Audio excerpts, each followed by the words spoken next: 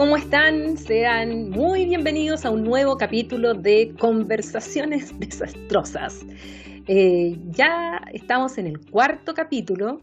Partimos hablando con el doctor Sergio Toro respecto a lo que se viene en las campañas, el sistema electoral para la constituyente, para la elección de gobernadores, alcaldes, concejales. Luego hablamos con el doctor Javier Sajuria desde Londres, donde entramos también un poco más a explicar lo que era esta corrección para que la convención sea paritaria y también lo de los escaños reservados.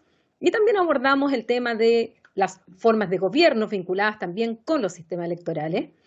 En el tercer capítulo, con la doctora Marcela Ríos del PNUD, representante en Chile, abordamos el tema de la participación política, los independientes y los partidos políticos. Y hoy día tengo el gusto de conversar con mi querido amigo y colega académico de la Universidad Austral de Chile, con quien vamos a conversar hoy día de otro tema que es muy importante dentro de lo que es esta nueva constitución y que dice relación con la forma jurídica de Estado. ¿Cómo se distribuye el poder desde una perspectiva territorial, la distribución territorial del poder? Y eso es lo que vamos a hablar con Egon, así que Egon, te doy las gracias por participar en esta conversación y tocar temas de los cuales tú eres un gran especialista, tanto en Chile como también conocido en el exterior. Muchas gracias, Paulina. La verdad estoy muy contento de estar en este programa de conversaciones desastrosas, que el nombre llama mucho la atención. Te felicito por la iniciativa porque en realidad la educación cívica que se hace a través de estos espacios es muy poderosa y en estos tiempos, sobre todo, se requiere hacer mucha pedagogía que llamo social, pedagogía social, explicar con ejemplos, llegar a todo público, no solo estudiantes o académicos, sino que estos temas hoy día más que nunca están tocando a todo el espectro de la sociedad. Así que muchísimas gracias por estar aquí, además conversando contigo, que eres una gran académica en Chile y también en el exterior, por supuesto. Egon, hablemos entonces de esta distribución, porque la Constitución en definitiva dice relación con la distribución del poder. Y contigo quiero abordar la distribución del poder a nivel territorial. Partamos de lo básico. ¿Cuáles son los modelos que existen en la teoría y en la práctica también? A lo mejor nos puedes dar ejemplo de formas de Estado, de formas jurídicas de Estado, como se les llama. ¿Qué alternativas hay? Y dentro de esas, ¿cuáles somos nosotros? ¿Qué características tiene Chile? Bueno, mira, como tú dijiste, las constituciones también establecen la forma de cómo se distribuye el poder político, pero en el territorio, es decir, a escala subnacional. Y en eso uno puede identificar en la literatura a lo menos 2 o 3 modelos que a su vez tienen matices. Es decir, no es que un modelo sea exhaustivo y funcione tal como lo describe la teoría, sino que tienen matices. Pero, por ejemplo, está el clásico Estado unitario. ¿Qué significa unitario? Que en definitiva hay un solo centro impulsor del poder, que se llama. Es decir, hay un impulsor político único y además hay un conjunto de instituciones similares y homogéneas para todo el país. Leyes que aplican en todo el país, reglas del juego, por ejemplo, cómo se organizan los municipios en todo el país. Tú vas a encontrar en Chile cómo se organizan los municipios iguales en todo Chile. Los gobiernos regionales, las Ceremis, etcétera. ¿Por qué? Porque hay solo un impulsor político y hay solo un conjunto de instituciones. Eso es básicamente el modelo de Estado unitario. Después está el modelo de Estado federal, en donde hay múltiples impulsores políticos, es decir, no hay un único centro, sino que hay varios centros que están asociados a territorios, regiones, provincias o comunidades que uno pudiera identificar en los modelos federales que esos territorios existían previamente comunidades políticas a lo que se conoce como país federal. El caso de Estados Unidos es el más emblemático, es decir, hay territorios que existían previo a USA. USA es el producto de un pacto de estos territorios que dan lugar a una unidad mayor. Entonces hay múltiples impulsores políticos y no necesariamente hay un único conjunto de instituciones que se distribuyen de manera homogénea en el país. Un ejemplo clásico de esto es lo que pasa con Argentina. En Argentina tú vas a tener entre 10 a 15 tipos de municipalidades dependiendo de la provincia donde tú llegues. En Río Negro los municipios se van a organizar de una manera, tienen ciertas atribuciones, en Chubut o en otras provincias tienen otra forma de organizarse. Entre medio, entre el modelo unitario y el modelo federal, hay lo que en la literatura se conoce como estados autonómicos o estados regionales. Y cuando se hace alusión a estados regionales siempre se hace alusión al modelo italiano o español. El modelo italiano-español tiene la particularidad que no siendo unitario, pero tampoco siendo federal, las comunidades o las regiones, las comunidades autonómicas, tienen atribuciones que no necesariamente tienen los países unitarios y a veces se constituyen como unidades constituyentes, es decir, tienen poder constituyente, tienen capacidad, por ejemplo, de iniciar reformas constitucionales o tienen capacidad de someter iniciativas legislativas al Congreso, tienen capacidad de recaudo y de gasto superior a lo que tienen los y las regiones en estados unitarios, y no tienen, sí, por ejemplo, congresos federales o estaduales como sucede en los estados federales, a veces no tienen leyes como sucede en estados federales. El caso español se rige por una ley, también la Constitución española dice que es única e indivisible, pero su forma de distribuir el poder territorial político le da un poder especial a las autonomías. Entonces, yo podría decir que efectivamente en la literatura hay dos grandes modelos sobre los que más se ha escrito y hay un modelo intermedio que se conoce como el modelo regional autonómico, que es un modelo que tiene de ambos extremos, el unitario y el federal en Chile. Y de ahí, Paulina, y con esta idea quiero cerrar este primer argumento, aparece el concepto de descentralización en todos estos modelos, porque la descentralización es luego cómo se distribuye el poder en esta organización territorial del poder político. ¿Qué tipo de poder voy a asignarle a los estados, a los municipios? Porque hay varios textos, especialmente en el año 99-2001, hay mucha literatura que dice que los países federales no necesariamente son descentralizados o más descentralizados que los países unitarios. Es decir, el caso de México, el caso de Argentina, es muy observado porque son países que centralizan mucho ciertas decisiones. Y hay países unitarios que también han avanzado mucho en descentralizaciones, el caso de Colombia, especialmente entre el 90 y el 2005, porque luego vino un proceso de recentralización. Dentro de eso, entonces, si pensamos en una región italiana y una región chilena, claramente no tienen las mismas competencias. Claramente el peso jurídico-político dentro de la institución son muy distintas, ¿verdad? Sí. Lo que pasa es que Chile, Paulina, la Constitución chilena no reconoce poder político a nivel subnacional. La Constitución es clara en decir que las municipalidades administran, no son gobiernos locales. La Constitución chilena establece que los gobiernos regionales son entes autónomos, reconocidos por ley, con patrimonio propio, pero son y eran dirigidos y coordinados y gobernados, entre comillas, por una autoridad desconcentrada. Entonces, al momento en que una constitución no le da vida política a una unidad territorial, nosotros estamos en el eslabón más extremo del unitarismo centralizado. Es decir, el centro impulsor político es altamente controlador y tiene altamente tutelada a las unidades territoriales. Entonces ahí nosotros tenemos un problema de extremo. Tenemos un problema de extremo conservadurismo en materia de distribución territorial del poder, porque ni siquiera la Constitución te reconoce como unidades políticas a los municipios y a los gobiernos regionales, en este caso a las regiones y a las comunas. No las reconoce como unidad política. Recién espero que en una nueva constitución, tanto las comunas como las regiones sean reconocidas como unidad política. Y al ser reconocidas como unidad política, se les reconoce también la capacidad de gobierno. Y al ser reconocida la capacidad de gobierno, jurídicamente, si el Estado te va a transferir a ti, Paulina Astroza, región de Biobío, te va a transferir competencias de X, te tiene que transferir los recursos asociados al ejercicio de esa competencia.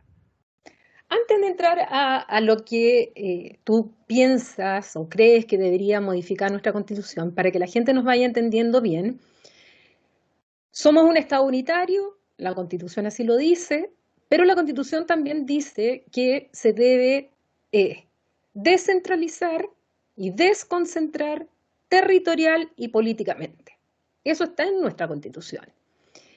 ¿Cómo podrías tú evaluar este proceso que siempre nos están diciendo, no, si esta ley está descentralizando, esto está descentralizando? Ahora, cuando se promulgó la ley por el cual vamos a elegir el 11 de abril a los gobernadores regionales, bueno, se dice, se está realmente avanzando en la descentralización. ¿De verdad se está avanzando en la descentralización política?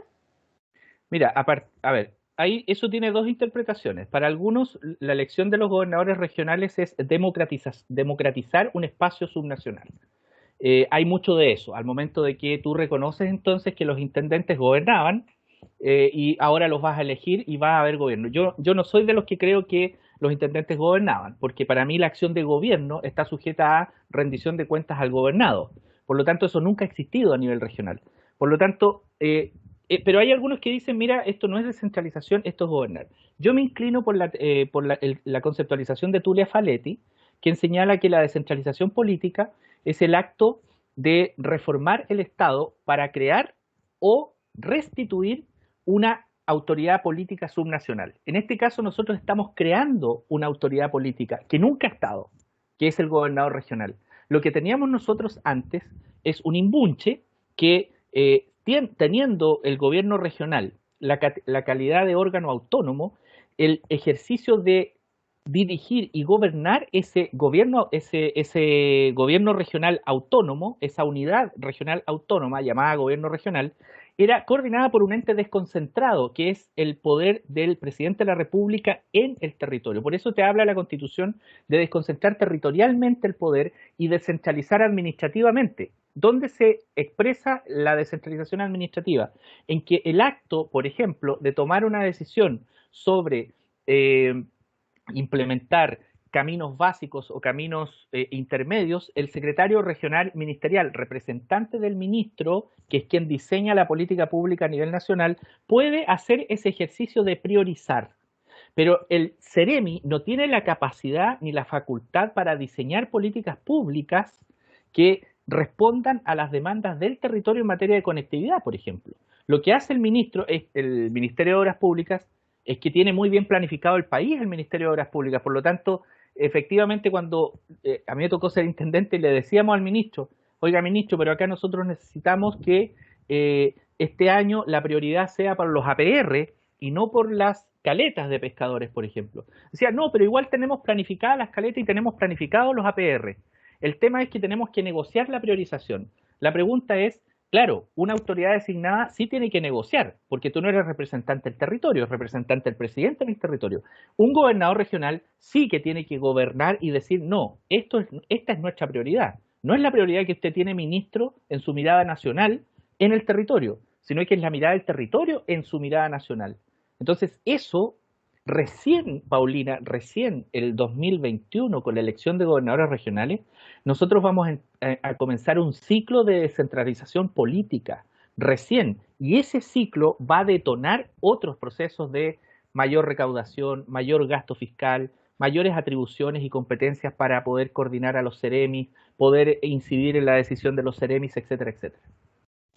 Ahora, dentro de eso, también para que la gente nos entienda bien, lo que tenemos actualmente es que tenemos al gobierno central, las autoridades del gobierno central, y tenemos administrativamente 16 regiones.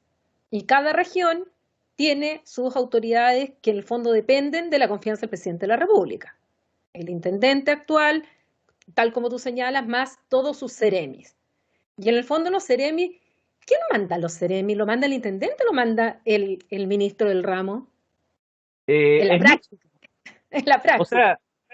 O sea, en la práctica los CEREMIs algunos se mandan solos, otros le preguntan todo al ministro, otros le preguntan todo al intendente y no le preguntan al ministro, pero en la práctica, jurídicamente, ellos tienen ascendencia administrativa con el intendente y con el ministro. Por tanto, tienen una doble dependencia. De hecho, los intendentes son los que sugieren una terna al ministro para que designe al CEREMI. Por lo tanto, hay una doble dependencia. Y eso no se va a terminar, porque eso va a continuar en el modelo a partir de este año, del 2021, porque eh, como tú sabes, Paulina, la reforma contempló que tú vas a elegir gobernador regional, pero va a seguir existiendo una autoridad regional designada que se va a llamar delegado presidencial regional. Y esa autoridad designada va a tener atribuciones de coordinación en los Ceremis, es decir, va a ser él quien va a proponer una terna para nombrar Ceremis, no va a ser el gobernador regional.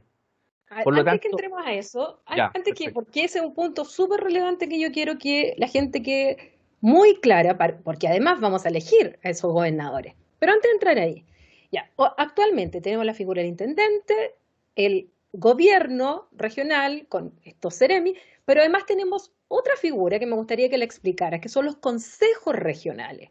Sí. Y los consejeros regionales son elegidos popularmente. ¿Qué función cumple el Consejo Regional dentro de cada región?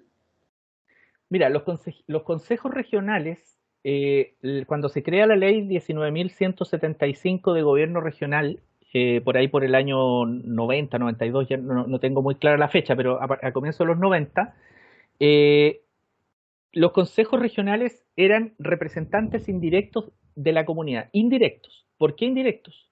Porque los elegían los concejales de cada comuna, no la ciudadanía. Y así estuvimos hasta el año 2013, cuando el 2009 se provoca la reforma política a la ley en donde dice, mire, los consejeros regionales van a ser electos por la ciudadanía.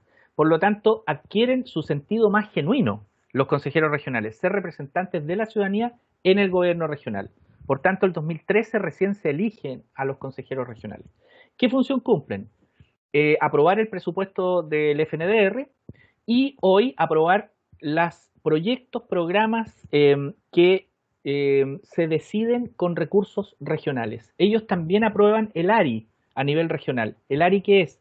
El Anteproyecto Regional de Inversiones. Son todos los recursos públicos que se invierten en una región por servicios públicos desconcentrados, llámese Seremi de Obras Públicas, Servius, Salud, etcétera. Ese es el ARI que lo construye el intendente con Ceremis y con los consejeros regionales. Y los consejeros regionales, de hecho, viajan a Santiago, no sé, de repente uno ve que los consejeros están en la subdere peleando algunos proyectos, porque esa es su función. Su función es básicamente aprobar eh, recursos del FNDR y aprobar también este anteproyecto regional de inversiones. Ellos no aprueban los recursos sectoriales, por ejemplo, los recursos del MOP. Ellos no aprueban eso. Ellos solo se pronuncian por sus proyectos que tienen que ver con el FNDR, pero también se pronuncian si el MOP quiere, por ejemplo, financiar con una parte del FNDR un camino y con otra parte un camino con recursos sectoriales. Es decir, ellos aprueban o rechazan. Y además fiscalizan la labor del intendente. Es decir, ellos perfectamente pueden pedir rendición de cuenta a los Ceremi, rendición de cuenta al Ceremi, qué está haciendo el Ceremi de Obras Públicas en la región, qué está haciendo el Ceremi de Vivienda en la región, etcétera. Entonces, son representantes de la comunidad, pero para cumplir estas funciones básicamente. Además, hay otra figura que no existe en Santiago, en la región metropolitana, pero sí existe en el resto de las regiones, y que es el gobernador o gobernadora. Hoy día, no estamos hablando de los que vamos a elegir, sino que hoy día. ¿Qué función cumplen los gobernadores o gobernadoras actualmente? ¿Qué hacen? Y tam- Yo muchas veces me pregunto qué hacen, También porque están existe en muy a la Santiago, sombra ¿eh? del intendente. Entonces, Pero también existe en Santiago, Paulina. Los gobernadores también existen en Santiago. En ¿ah, sí? Santiago, sí, porque ¿Dónde no existe? Había uno que no existe. Santiago tiene como 4 o 5 provincias, si no me equivoco. Ya. Más que Santiago, la región metropolitana.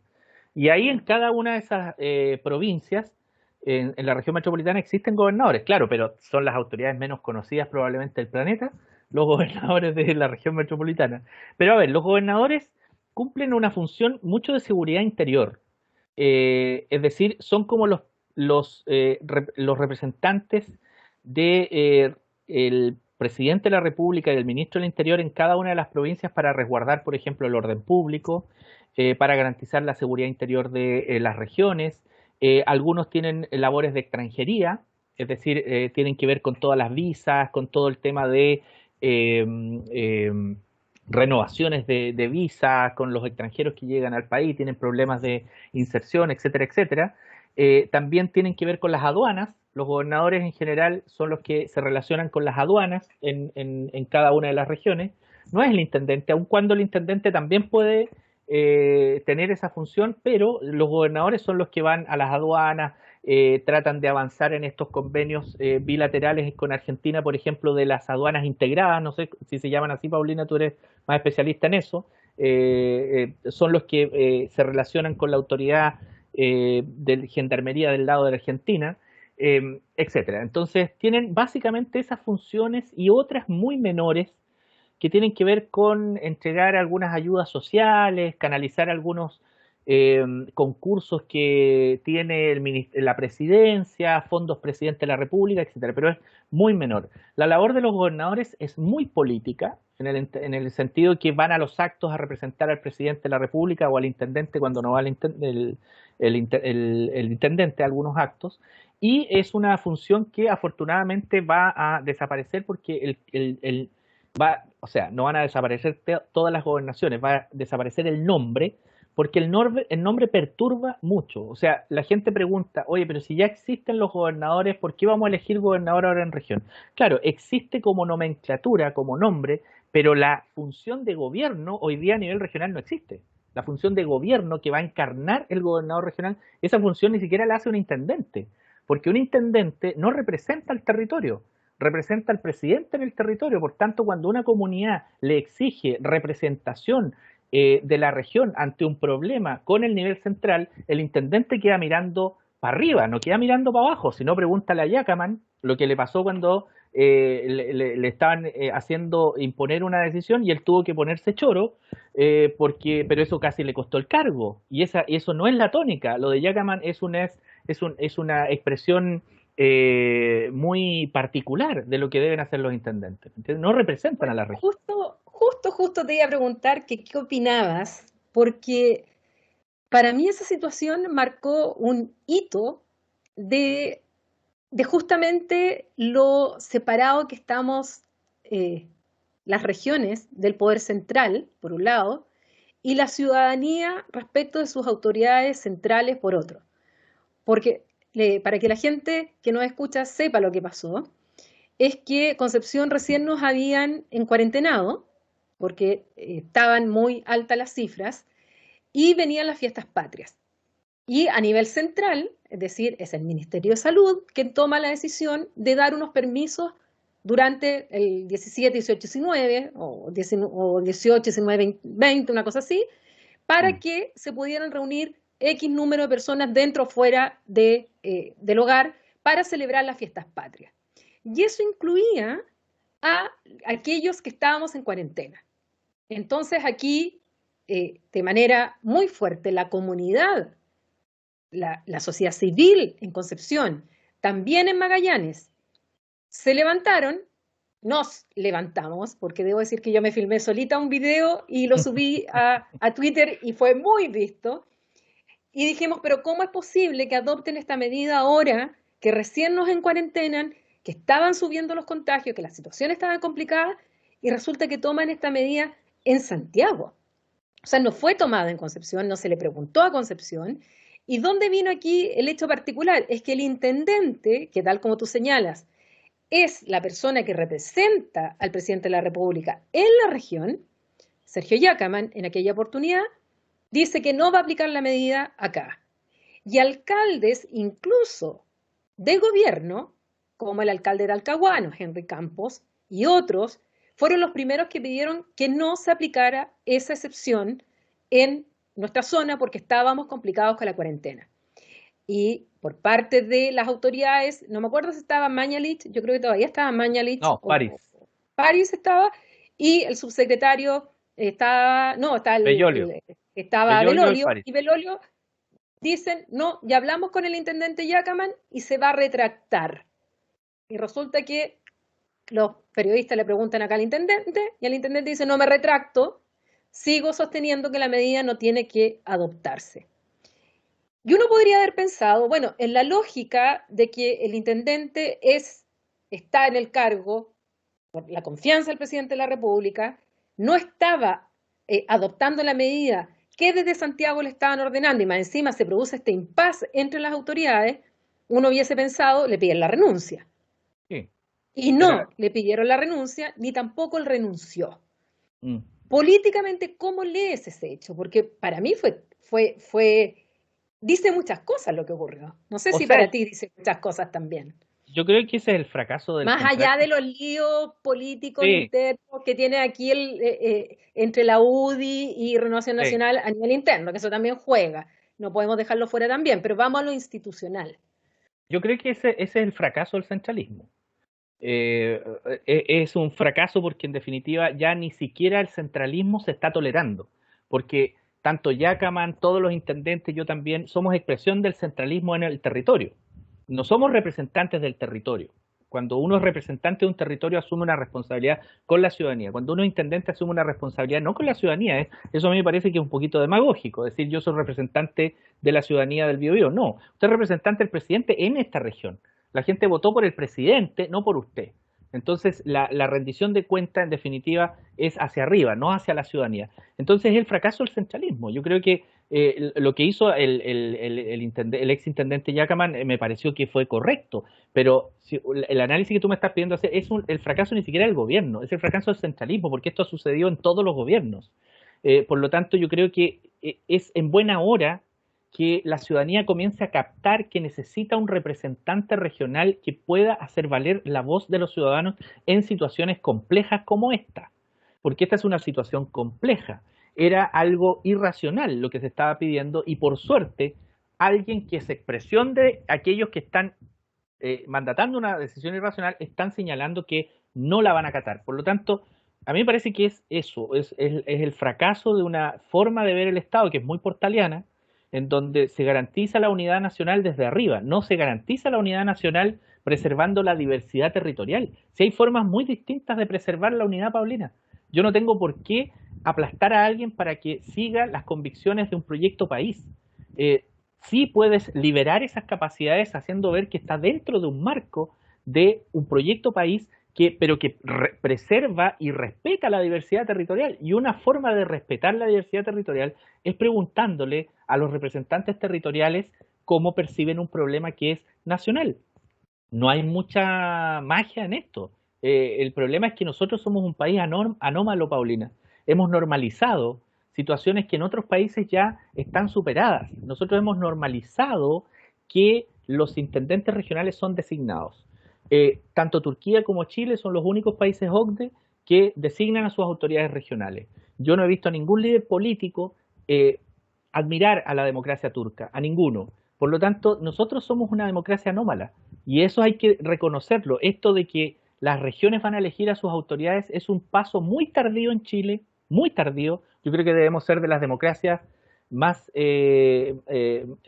las democracias que llevan más tiempo en algún grado de estabilidad, pero que ha tomado esta medida de más tardía, a diferencia de otros países.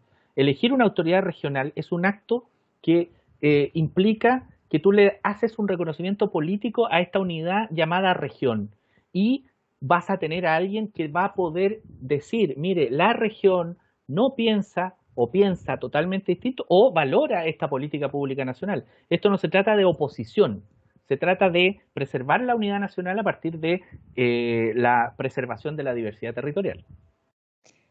Entremos ahora ya a esta modificación constitucional, a la ley también que regula esta materia, la ley de la administración, de base de administración del Estado, del gobierno regional. Y mi primera pregunta es, ¿por qué crees que se demoró tanto este proyecto que en el fondo significa que en las regiones podamos votar por el gobernador regional? ¿Por qué también fue tan tímida en cuanto a las atribuciones y a los recursos que se le otorgan al gobernador regional, en que dejan esta figura del delegado presidencial, que en el fondo de alguna manera es el intendente con otro nombre y con algunas atribuciones del actual gobernador? ¿Por qué se demoró tanto? Porque acá hay una corporación que lleva años trabajando, que es Corbiobío, que cada vez que venía una elección de parlamentarios, se les hacía firmar un compromiso por la descentralización que iban a avanzar y todos cuando son candidatos o candidatas firman, felices. Llega el momento cuando ya lo son y en el Parlamento no avanza el proyecto. Sencillamente no le dan prioridad o vienen estas negociaciones y la calculadora política y ver cuántos votos y cómo mi poder como diputado o senador van a quedar en la región frente a esta autoridad. Entonces, primero, sé que estoy insinuando la respuesta, pero yo creo que estás de acuerdo conmigo. ¿Por qué se demoró tanto? Y lo segundo es que nos aclares ahora, bueno, qué es, en definitiva, cómo va a quedar esto una vez que elijamos el 11 de abril al gobernador o gobernadora en cada una de las regiones. Mira, yo tengo la tesis que se demoró porque se estaba derrotando una matriz histórica de cómo hacer política. Esta matriz histórica se consolidó en la Constitución del 33, cuando Portales imprime una idea de Estado que debe garantizar que la economía funcione, pero para que eso funcione había que garantizar unidad y eso implicaba tener un gobierno fuerte y centralizado para que dejen que las cosas funcionen y garanticemos la idea de república que él tenía en la cabeza y la idea de Estado. Eso implicaba que teníamos que tener un Estado fuerte y centralizado. Acuérdate que esa noción de constitución ya Pedro León Gallo la quiso derrocar a raíz de una revolución federalista que inició desde Copiapó con su apoyo de su mamá Isidora Goyenechea, que tenía muchos recursos y le financió como 3.000 soldados para que vaya a Santiago a derrotar esta constitución, ya en ese entonces, centralista de Portales. Es decir, había una idea de noción de Estado en donde las regiones, provincias en ese entonces no tenían ningún rol político, ninguno. No tenían poder constituyente, si tú quieres. Las regiones tenían que estar sometidas a lo que diga la élite nacional. Luego esto se consolidó y con el paso del tiempo la Constitución del 25 consolida la descentralización administrativa, es decir, los municipios tenían que funcionar en torno a un Plan Nacional de Desarrollo Administrativo, así tal cual lo decía. Por lo tanto, no había nunca se ha hablado de gobierno local en Chile. Nunca se ha hablado de gobierno regional en Chile. Luego Pinochet consolida esto, la dictadura le da un toque neoliberal a la descentralización en la Constitución del 80 y la concertación lo que hace es crear los gobiernos regionales, pero con una fuerte predisposición a la descentralización administrativa y con un avance gradual y selectivo en materia de descentralización política. ¿Qué es lo que sucedió?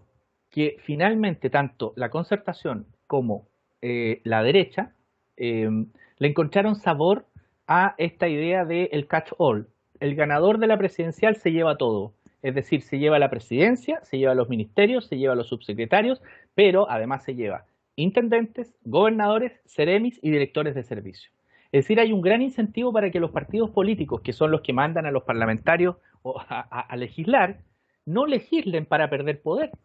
Por lo tanto, esta matriz histórica que se consolidó a lo largo del tiempo en todas nuestras instituciones, entró muy bien en la matriz de los políticos de los 90 para resguardar coaliciones, porque las coaliciones no se resguardan solo por inspiración de ideas, se resguardan también por incentivos de carreras políticas, para eso se usan muchos cargos públicos, es solo revisar la cantidad de diputados, senadores que tenemos que fueron ex autoridades, etcétera, etcétera, en gobierno. Entonces, era muy ilógico pensar que íbamos a tener una reforma a la descentralización profunda, Paulina, cuando quienes estaban legislando para perder poder eran los que iban a perder el poder.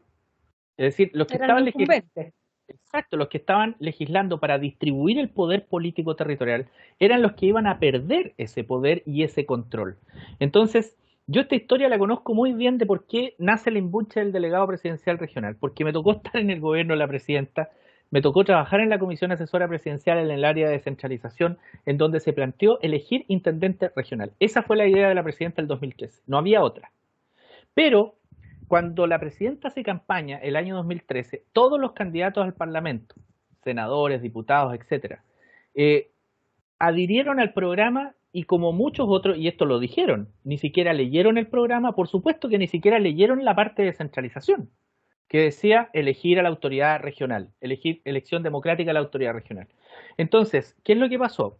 cuando muchos de estos candidatos que decían que el programa de la presidenta era el mejor programa del planeta, el programa más progresista, que esto iba a cambiar Chile para las regiones, bla, bla, bla, bla, unos se transformaron en diputados, senadores, otros se transformaron en ministros, subsecretarios, vino de inmediato la señal que llamo yo de Portales y dijo, a ver señores, el gobierno fuerte y centralizado además permite seguir manteniendo cohesionada la coalición con la asignación de cargos y esto implica pérdida de poder. La presidenta en esa parte se quedó muy sola. Se quedó solo con 2 ministros que a mí me consta que eran que estaban por esta parte, algún subsecretario, pero el resto del gabinete no creía en esto. Por lo tanto, eso se tradujo en el Congreso. En el Congreso se armó una bancada regionalista muy transversal, liderada por Alejandro Guille, pero que finalmente era minoritaria. Entonces, la bancada regionalista era minoritaria y finalmente lo que sucedió que para que salga la reforma del 2017 se tuvo que ceder. ¿Y cómo se cedió? Diciendo, bueno, dejemos entonces una autoridad que me permita designar a otras autoridades. Es decir, el que gana la presidencia no va a perder todo, va a perder solo el intendente. Y va a perder un par de divisiones, pero no va a perder ni a los seremis, ni a otros intendentes, porque va a tener un intendente delegado presidencial regional al lado, y a los servicios públicos regionales. Entonces, no se perdió, muy por el contrario, se perdió poco. Entonces, ¿qué es lo que tiene que pasar ahora, Paulina? Lo que tiene que pasar ahora es que los gobernadores regionales tienen que transformarse en los principales impulsores de que cada día tenga menos atribuciones el delegado presidencial regional y esas atribuciones pasen a quien la gente elige para que los gobierne. Y lo otro es que en la constitución nueva, yo estoy seguro que el delegado presidencial regional, si es que queda en la constitución nueva, va a quedar reducido a seguridad interior, es decir, a cargo de las policías, a cargo de PDI, a cargo de la Marina, a cargo del Ejército, y de extranjería, que yo creo que son las dos funciones, y protocolar de representar al presidente de la República, pero sin capacidad para proponer una terna al presidente para designar seremi, eso lo tiene que hacer el gobernador, y el gobernador verá con el presidente y el ministro, si es de oposición, qué terna le ofrece, pues. Si eso se llama política, Paulina. Si no hay ninguna tragedia en que un presidente sea del Frente Amplio y un gobernador sea de la UDI y que el gobernador de la UDI va a tener que proponerle algunos seremis un poquito más blandengues que sean entre Frente Amplio y UDI para que el ministro acepte la designación. Y si no acepta la tercera, bueno, será el ministerio el que ponga o designe directamente a un seremi. Pero no tiene para qué estar el delegado ahí haciendo esa labor. Es más, el delegado, ¿por qué hoy día tiene la función de hacer presente las necesidades de la región a los ministerios? El delegado tiene la función asignada, Paulina, de que puede hacer presente a las autoridades centrales de gobierno las necesidades de la región. Eso en la práctica, ¿en qué se traduce? Que si el Comité de Vivienda de San Pedro de la Paz, Chacarita, anda en búsqueda de 100 subsidios, va a hablar con el seremi le dice al delegado, necesitamos 100 subsidios, el delegado le va a decir, perfecto, vámonos el lunes a hablar con el ministro, hablamos con el ministro y nos traemos los 100 subsidios. Y el gobernador se va a enterar el lunes por el tuit del delegado o el tuit del seremi de que le asignaron 100 subsidios sin él a gente que votó por él o que no votó por él. Entonces, esa función para mí es clave que debe salir de la legislación o al menos de las competencias del delegado. Esa función es del gobernador. Si la gente elige a alguien para que gobierne, para que tome decisiones. Entonces ahí yo creo que eso para mí es muy crítico. Es decir, el delegado presidencial regional no tendría por qué tener esa función asignada y hoy la tiene. No tendría por qué el delegado presidencial regional tener asignada la función de proponer una terna para designar seremis. No tendría por qué. Esas dos funciones debieran estar en el gobernador regional.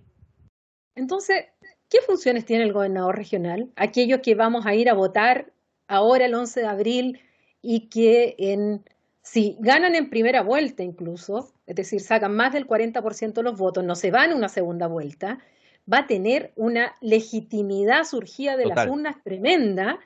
Y la gente, ¿a quién le va a ir a preguntar? A lo mejor después ni siquiera cuando se nombre el delegado presidencial, tal vez que ni siquiera se conozca la persona que es. Y sin embargo, obvio que se va a conocer por parte de la ciudadanía a quién va a ser el gobernador y la gobernadora. Entonces, va a haber un problema de lo que sea, ¿dónde uno va a recurrir por instinto? Al gobernador, pues, si para él votaste. Y él te va a decir, no tengo, vaya a hablar con el delegado presidencial. Pero ¿qué atribuciones sí tiene el gobernador o Sí. gobernadora que salgan elegidos este 11 de abril? Mira, eh, el gobernador regional va a tener la atribución de priorizar, designar, perdón, no de priorizar, designar, de gestionar y priorizar y decidir los recursos del FNDR, que no es menor.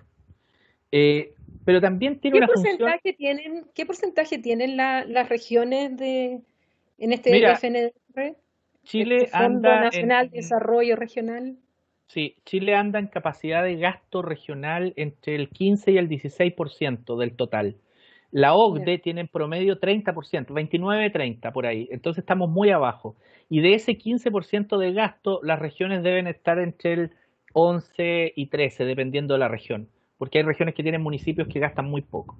Entonces, no es menor, no es menor. Los famosos 2% los va a decidir el gobernador regional. Los FRIL los va a decidir el gobernador regional. Algunos proyectos que se financian con fondos regionales también. Pero hay una función que es súper importante, que la va a hacer el gobernador regional, que es la definición del anteproyecto regional de inversiones. Eso está a cargo del gobernador. Es decir, el gobernador no es que vaya a decir, oiga, váyase a hablar con el Ceremi de Vivienda para los subsidios. No, sería muy inocente que lo haga.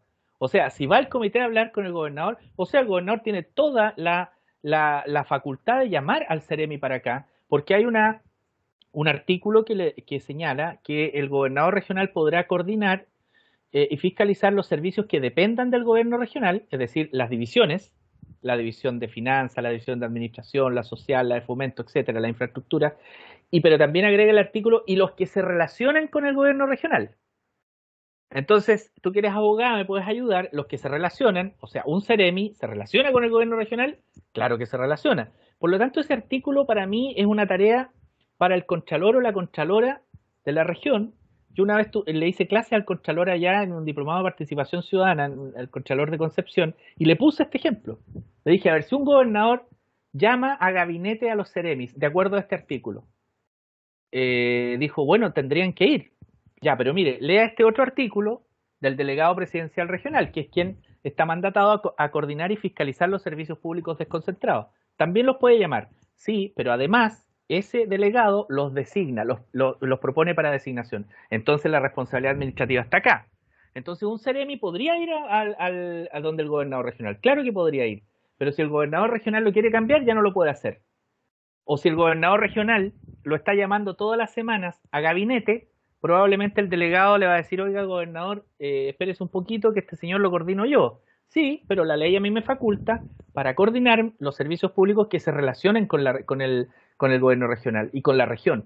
Y este señor se relaciona con la región. Entonces, no es que el gobernador regional sea tan inocente y que deje que se vaya al comité, no, se va con ellos y hace valer su cantidad de votos. Mira, si el gobernador regional de Valparaíso, siempre saco este ejemplo, va a sacar el doble de votos de Chaguán, si es que sale en segunda vuelta, doble o el triple de votos.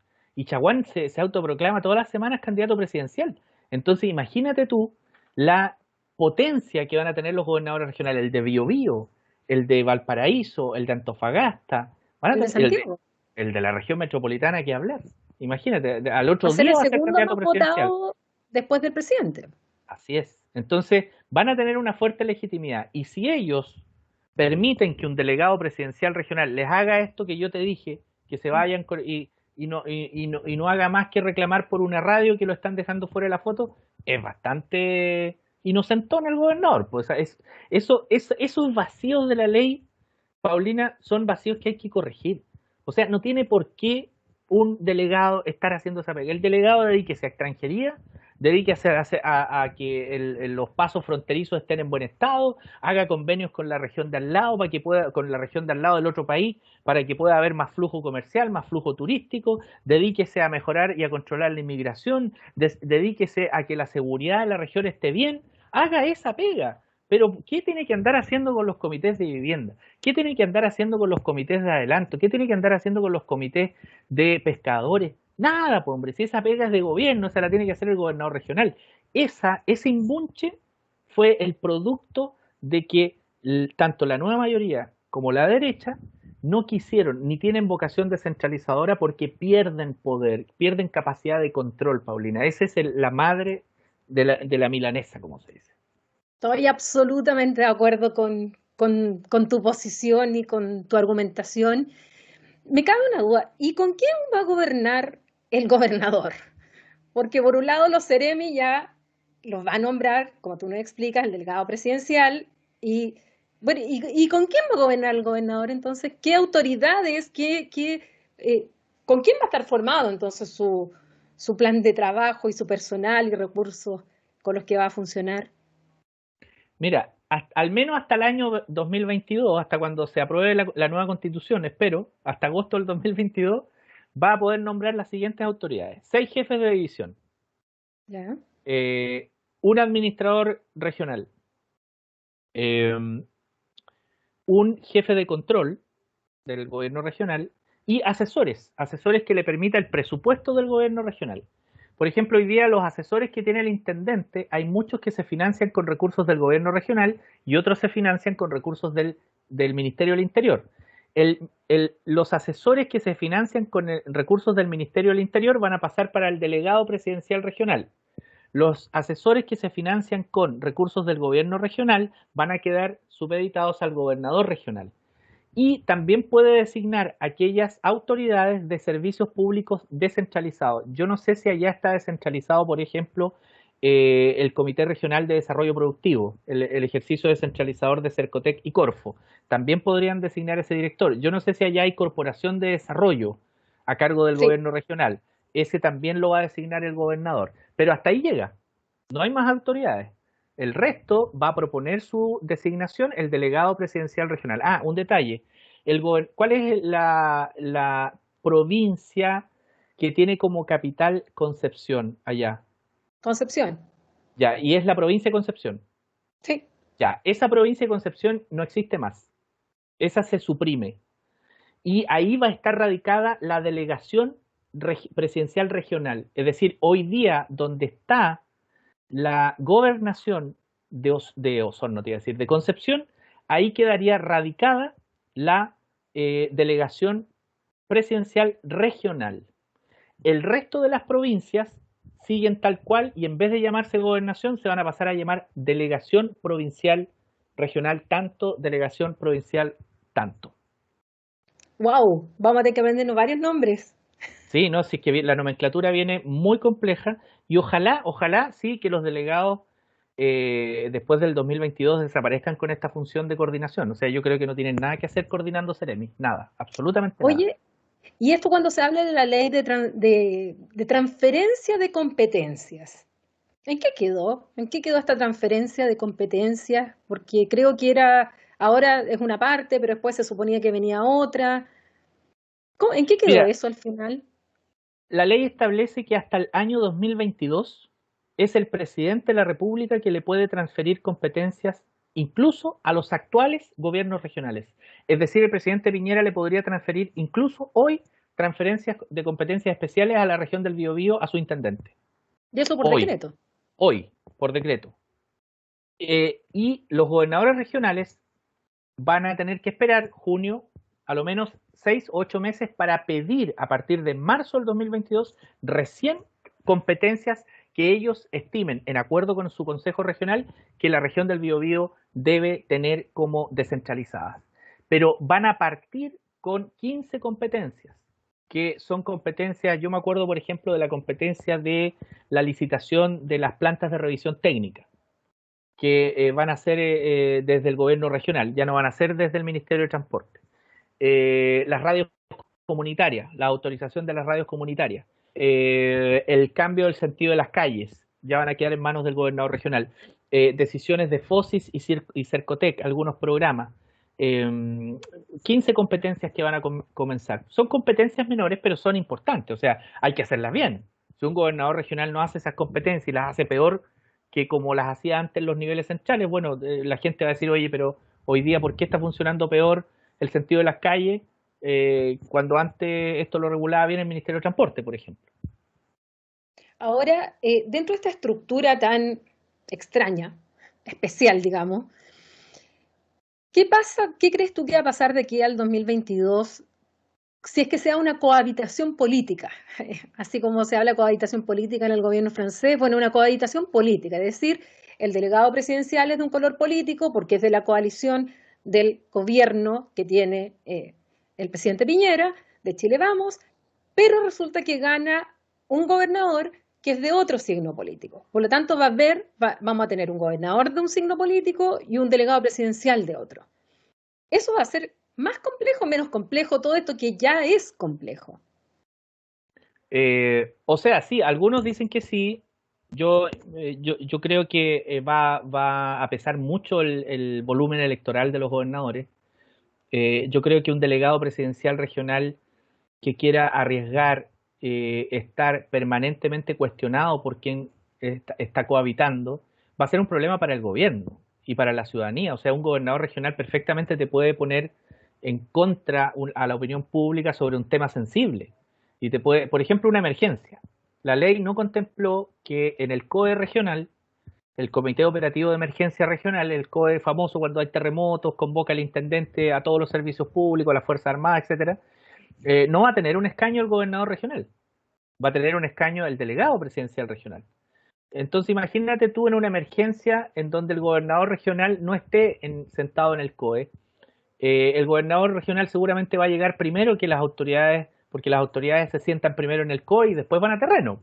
Esa es la particularidad de la burocracia. Primero se sienta y dice, ¿cómo estamos? ¿Estamos mal? ¿Dónde está el problema? Pero el gobernador regional, así como los alcaldes hoy, son los primeros que llegan al corte de camino, son los primeros que llegan al lugar de los... y van a comenzar a generar una presión, y si hay una lentitud o no hay coordinación con la autoridad legítima, vas a tener un problema.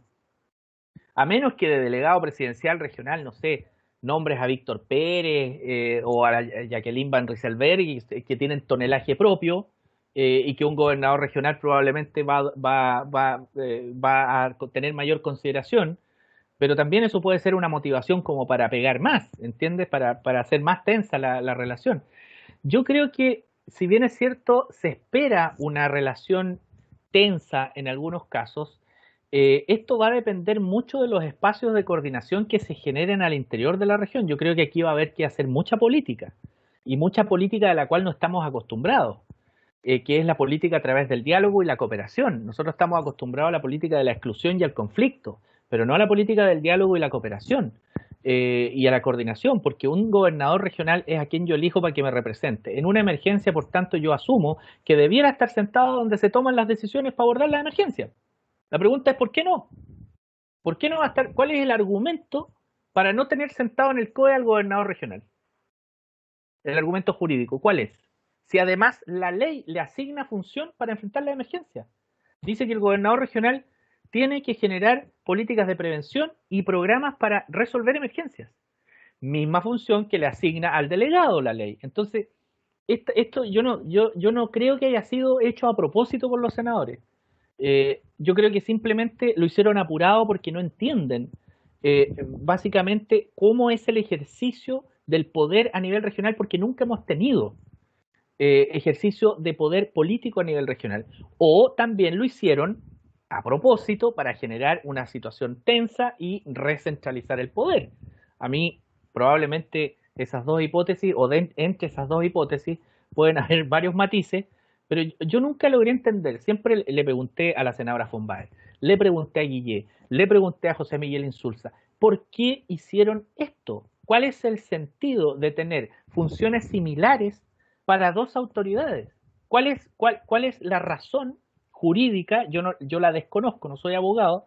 ¿Cuál es la razón jurídica? ¿Cuál es la razón política? ¿Cuál es la razón administrativa para tener a un gobernador regional asignándole funciones de emergencia y a un delegado asignándole las mismas funciones, pero a uno lo sientas en el Comité Operativo de Emergencia y al otro no? ¿Quién encabeza el Comité Operativo de Emergencia a nivel presidencial? El presidente, ¿no es cierto? ¿Y por qué no va a poder encabezar el Comité Operativo regional el presidente de la región, que es el gobernador? ¿O partimos del supuesto desde el nivel central que vamos a elegir a puros locos y descabezados en el nivel regional? O sea, perdónenme, pero a nivel nacional no tenemos un ejemplo distinto. Entonces, esa desconfianza Y esa falta de empatía territorial para generar situaciones que se pueden detonar en conflicto, a mí me sorprendió mucho cuando yo vi esta legislación. Y sabes tú que en la ley corta no lo tomaron en cuenta. No, la coordinación, por ejemplo, no es tema para la reforma. Esta reforma quedó sin espacio de coordinación, que para mí, al menos la experiencia colombiana que he visto, es esencial para que un proceso de descentralización le haga sentido a la gente. La gente, cuando ve que las cosas se están haciendo peor que antes, valora lo que había antes, porque la gente es más pragmática que los políticos. Bueno, muchas veces, y lo hemos visto, por ejemplo, tú lo sabes porque lo hemos conversado en el tema de la internacionalización de las regiones, esta celebración de acuerdos en que no había ninguna norma que así lo estableciera. En la práctica ya hoy día yo creo que fácilmente uno puede encontrar unos 200 acuerdos celebrados por gobiernos regionales con un socio en el exterior. Y recién apareció la norma en el 2019, recién. Por lo tanto, lo que pudiera pasar es que la práctica finalmente se va a terminar imponiendo y la norma se va a tener que dictar después, como generalmente ocurre en las normas jurídicas, que primero surge esta necesidad, surge la práctica y después viene la norma. Entonces vamos a tener que ver, bueno, si es que hay tiempo, porque en una de esas, y esta es mi última pregunta, es cómo tú crees que debiera la nueva constitución establecer esta distribución territorial. Porque a lo mejor no llegamos al 2022 con esto, sino que, por todo lo contrario, vamos a aparecer con un nuevo estatuto jurídico, vamos a aparecer con una nueva estructura institucional que de verdad distribuya el poder a nivel territorial, que es lo que yo también espero, y entre en vigor y deje sin efecto también mucho de lo que ya está establecido. ¿Cuál es tu ideal respecto a lo que debiera ser la Convención Constitucional en materia de distribución territorial del poder? ¿Vas por el regionalismo, por la descentralización política solamente, o ya vas por el sector más de la federación? ¿Estás por la microrregión, estás por la macrorregión, por la atomización o por la fusión de regiones? Ahí te tiro varios temas. Mira, yo creo que sin duda tenemos que pensar en algo mejor que lo que tenemos. Ya elegir gobernador regional para mí es mucho mejor que lo que teníamos. Eh, Mira, yo te debo confesar que a mí me gusta mucho más el modelo regional descentralizado, Estado unitario regional descentralizado, así le llamo. Y ese modelo de Estado parte por asignarle parte por un supuesto. Las regiones y las comunas tienen un gobierno regional y tienen gobierno local. Por lo tanto, tienen capacidad de recaudar en el nivel local, pero el gasto debe descentralizarse tanto a la región como a la comuna de manera mucho más sustantiva que lo que tenemos ahora. Hoy día tenemos un promedio de 15, a lo menos hay que llegar al 30. Y también me gusta el modelo donde las regiones pueden tener iniciativa legislativa. Por eso te digo que me gusta el modelo regional, porque el modelo regional contempla que las regiones puedan presentar proyectos de ley. ¿Por qué no? Una región haciendo un plebiscito en su región, convocando a la ciudadanía, varias regiones se unen, convocan y tienen una iniciativa que la presentan al legislativo. Es decir, no tienen poder constituyente porque si no ya ahí pasaríamos al modelo federal, que también se puede dar, Paulina. Yo no creo que el modelo federal vaya a pasar así piolita y no lo van a discutir en la constituyente. Yo creo que la van a discutir. Pero hay que también contemplar que el modelo federal no es solo un dibujo, no es un dibujo, no es solo ley federal, diputados federales, no, es mucho más que eso.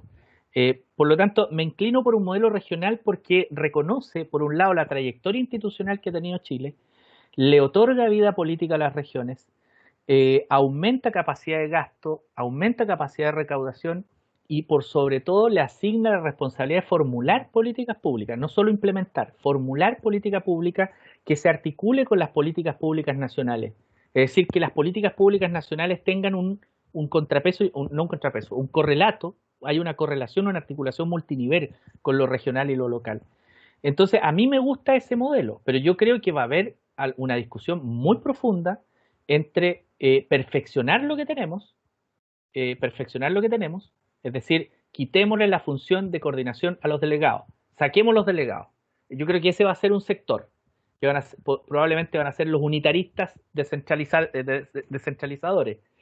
Probablemente van a estar los federalistas, que van a decir, mira, cambiemos esta cuestión y hagamos un modelo federal, reconozcamos 4 macroregiones, reconozcamos 4 macrogobiernos, donde 4 impulsores políticos, impulsores de poder, que tengan capacidad de diseñar reglas institucionales distintas de acuerdo a su realidad. Pero a mí, ¿por qué me gusta el modelo regional? Porque el modelo regional no implicaría mover las actuales regiones, sino que empoderar a las actuales regiones con estas atribuciones que te señalo, muy en la línea cuasi legislativa, muy en la línea de formular políticas públicas, muy en la línea de reducir el rol del delegado a seguridad interior y un detalle, muy en la línea de otorgarle constitucionalmente el derecho de reconocerse como regiones multiculturales. Por ejemplo, Araucanía, Los Ríos, que tengan la capacidad, la Constitución, de reconocer que las regiones reconocen su particularidad territorial y étnica y son capaces de formular políticas públicas a partir de ese reconocimiento multicultural y multinacional o multiregional, si tú quieres. Yo creo que por eso a mí me gusta el modelo regional, porque el modelo regional no implica un nuevo dibujo de macroregiones, no implica volver a recuperar las 25 provincias, que hacen mucho sentido mucho. No implica eso, sino que implica potenciar las actuales, porque ya las actuales han generado cierto grado de cultura política, son sociedades regionales algunas, han generado mucha identidad, pero sí le otorgas atribuciones que hoy día no tienen las regiones y que tienen, por ejemplo, el modelo italiano, que tiene el modelo español, etcétera, etcétera. Yo creo que ese es el modelo que yo llamo regional, Paulina, que es el que me gusta, pero creo que va a haber una discusión absolutamente abierta entre federalistas, unitaristas, y ojalá que el punto medio sea un modelo regional con estas atribuciones. Yo creo que la descentralización y esta discusión de la distribución territorial del poder en Chile debe abordar el tema multicultural, debe abordar el tema de nuestra nación mapuche. Por lo tanto, le puede otorgar a las regiones que esa condición la resuelvan las regiones a escala territorial. Me cabe una duda en tu tesis. En este estado regional, tú estás pensando que en cada región hay un parlamento regional con la facultad de dictar leyes, porque así es en Italia y así es en las comunidades autónomas. Ellos tienen sus propios parlamentos, porque son estados regionales que tienen justamente la capacidad legislativa, tienen la atribución o el poder legislativo. Ellos dictan leyes para su región. Lo que no pueden dictar son constituciones para su propia región o unidad subestatal. ¿Tú estás pensando lo mismo en que cada una de estas regiones, o sea, las 26 regiones, tengamos parlamentos regionales 16. que dicten, o sea, 16, perdón, y que cada una de ellas dicten leyes aplicables a la región o solamente iniciativa de ley que obliga al Parlamento Nacional a dictar una ley que se aplique a la región? ¿Cómo es el modelo que lo estás pensando? Mira, yo creo que, o sea, cabe la posibilidad de que dicten leyes o reglamentos con fuerza de ley, reglamentos regionales con fuerza de aplicabilidad de ley en la región, pero que no se superpongan a leyes nacionales, sino que sean lo que no sé si los abogados usan el concepto para referirse a esto, pero que en lo residual, en lo que no aborda una ley nacional a nivel territorial, sí tenga la capacidad una región de dictar una ley o reglamento, porque ley asusta a algunos, porque ya lo asocian con el modelo federal. Y yo no estoy hablando de modelo federal, porque para mí el modelo federal tiene tiene poder constituyente. Sí. Es decir, las regiones constituyen al país. Es decir, y yo no estoy hablando de eso. Yo estoy hablando que el poder constituyente va a estar ahí, los ciudadanos. Las regiones no tienen poder constituyente, solo que tienen capacidad cuasi legislativa, le llamo, porque cuando uno también le pone legislativa, se dice, van a legislar a la par de el Congreso. No, es supeditado al Congreso. Supeditado al Congreso, pero que la legislación sea con pertinencia territorial. Aquello que no resuelve la ley, aquello que no establece una ley. Por ejemplo, a mí me encantaría que en la región de Los Ríos exista una ley para evaluar proyectos de desarrollo que consideren, por ejemplo, las disparidades regionales que existen acá. ¿Por qué nosotros tenemos que regirnos por el costo-eficiencia? ¿Por qué nosotros tenemos que entrar a competir con la lógica del costo-eficiencia de Santiago para evaluar un metro o para evaluar un camino? Cuando acá tú vas a encontrar que no hay ningún auto que pasa por un camino, pero ese camino es potencialmente turístico. Y ese proyecto, ¿qué es lo que pasa? Se queda atrás, se queda atrás, se queda atrás. Tiene que venir el presidente o la presidenta para que diga prioridad presidencial. O sea, tenemos que esperar 30 años que venga un presidente de un sector para que priorice un camino. A ese tipo de cosas me refiero, a ese tipo de legislación. Una cuasi legislación regional y que tenga iniciativa legislativa. Eso sí me gusta. Las regiones, así como en Italia, pero en Italia no pueden crear leyes que reemplacen a leyes nacionales. Así al menos lo entendí, y lo mismo que en España, por Sí, ejemplo. sí, está dentro de las competencias de la región o de la comunidad Exactamente. autónoma, porque Pero no aparte pueden, están las pero no pueden, competencias del Estado. así es, y no pueden crear una ley que reemplace una ley nacional para el país. A Claro, eso me refiero. Entonces, efectivamente. sí, ese modelo contempla eso. O sea, y sabes que tengo temor en decirlo porque, en definitiva, yo sé De que aquí fui... no sale, no te preocupes, si no sale de No, conversaciones desastrosas. mira, yo sé que es muy sensible para algunos regionalistas que no creen en esto, que ven con resistencia. El federalismo como que les asusta y esto como que no lo entienden o dicen, no, pero esto ya es federalismo. No, no es federalismo. Las regiones no van a tener poder constituyente. El país no se va a crear a raíz de un pacto de las regiones. El país ya existe.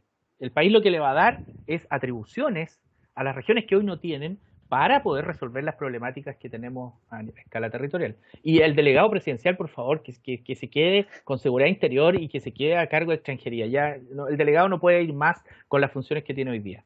Eso sí que está, yo creo, de acuerdo a todo el mundo. Veremos si es que tiene los dos tercios.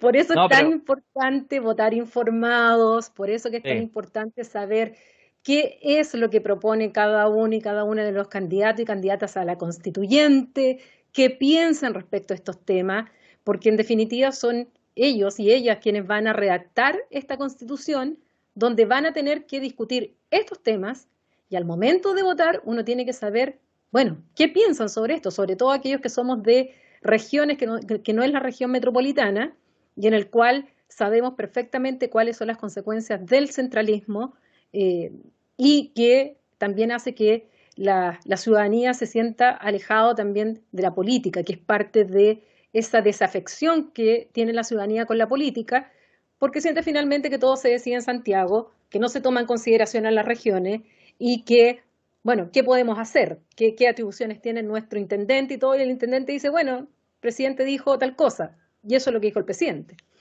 Bien, Egon, yo quiero agradecerte.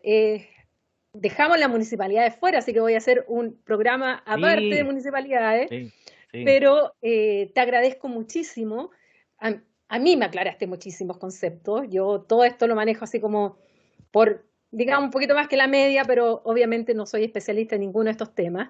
Así es que te agradezco la claridad y vamos a ver qué pasa, bueno, en esta nueva constitución. Así es que gracias por compartir con quienes nos están escuchando y explicar de manera tan clara también cómo es nuestro sistema, cómo es en otras partes y cómo tú también esperas que sea en esta nueva constitución. Muchas gracias a ti, Paulina, por estar en Conversaciones Desastrosas. Espero que no haya sido una conversación desastrosa, como se dice, sino que No, muy si tiene que ser constructiva. desastrosa, si no, Me perdemos encantó el... conversar, me encantó conversar contigo, Paulina. Eres una persona que tiene una vocación de servicio y lucha por objetivos que admiro mucho. Así es que felicidades por el programa. Ojalá larga vida para Conversaciones Desastrosas. Ojalá, pues ahí vamos a ver, según la audiencia, esto depende del Así rating. es. Aquí hay auspiciadores, paso el Ah, aviso. eso. Ya, Iván, que esté muy bien, gracias. Chao. Chao.